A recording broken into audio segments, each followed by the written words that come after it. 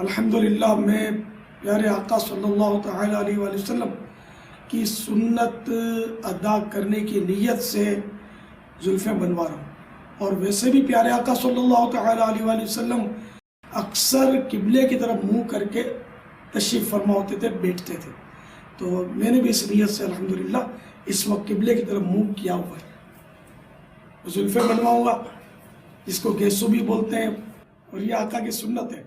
اور کتنی سنت ہے یہ بھی سن لیجئے کہ میرے آقا صلی اللہ تعالی علیہ وآلہ وسلم نے یا تو آدھے کان تک بال مبارک رکھے، یا پورے کان تک، یا گردن شریف تک بڑھائے کہ کندھوں کے بوسے لے لیتے ہیں، مبارک کندھوں کو چھو جاتے تھے۔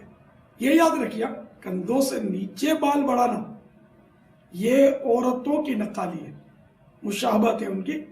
تو فتاوی رضویہ شریف میں کندھوں کے نیچے بال رکھنا یہ حرام لکھا ہے، اس نے کندھوں سے اوپر ہو اور کندھوں کو چھو جائے، تو زندگی میں کبھی ایک بار تو کندھوں سے چھو جانے چاہیے بال، تو یہ بھی سنت آقا کی ادا ہوئی۔ بعض بھائی سائیڈوں سے بال لے لیتے ہیں، بال بظاہر پورے ہوتے ہیں لیکن کان کے پاس سے، کان کی لو کے پاس سے یہ کچھ نہ کچھ بال کم کروا لیتے ہیں، تو اس طرح یہ پھر سنت ادا نہیں ہوگی، کیونکہ پورے بال رکھنا سنت ہے، کہیں سے کوئی بال کاٹا نہ جائے۔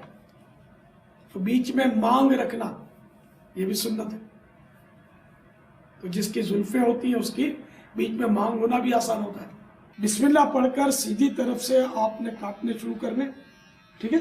اور میں نے یہ بھی نیت کی ہوئی ہے کہ ایک پن دو کاج ہو جائے، یہ سنت ادا کرنے کے ساتھ ساتھ میں چپ نہ بیٹھوں بلکہ درود شریف پڑھتا رہوں، صلی اللہ تعالی علی محمد صلی اللہ تعالی علی محمد۔ میرے بال کان کی لو تک بنائیے گا، پورے کان تک، آج یہ سنت ادا کرتے ہیں۔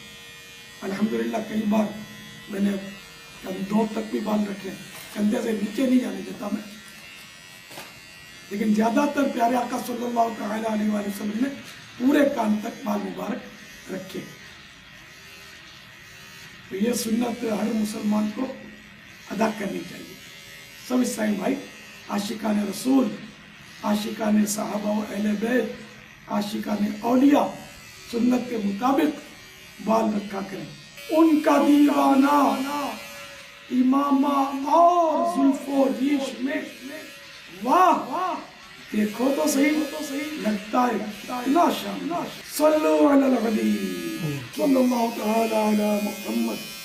جب بھی کوئی ایسا کام کیا جائے کہ وہ کام بھی ہوتا رہے تو زبان بھی اللہ کا ذکر کرتی رہے، یا دل ذاکر رہے، مطلب فکر آخرت ہو، یاد مدینہ ہو، کبھی گرد کعبہ طواف ہو رہا ہو، کبھی قبر کا تصور ہو، اپنی موت کو یاد کرتا رہے بندہ۔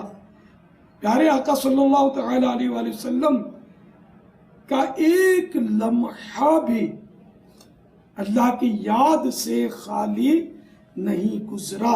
اے کاش ہمیں بھی یہ سعادتیں ملتی رہیں کہ ہر وقت یاد الہی میں ہم مست رہیں۔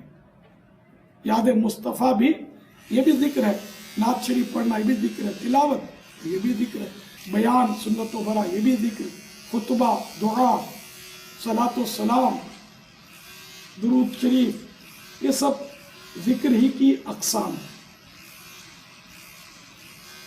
نماز بھی ذکر ہے، قرآن کریم میں اقیم الصلاۃ لذکری، میرے ذکر کے لیے، میری یاد کے لیے نماز قائم کرو۔ صلو علی الحبیب صلی اللہ تعالی علی محمد۔ مجھے اپنی اور ساری دنیا کے لوگوں کی اصلاح کی کوشش کرنی ہے انشاءاللہ۔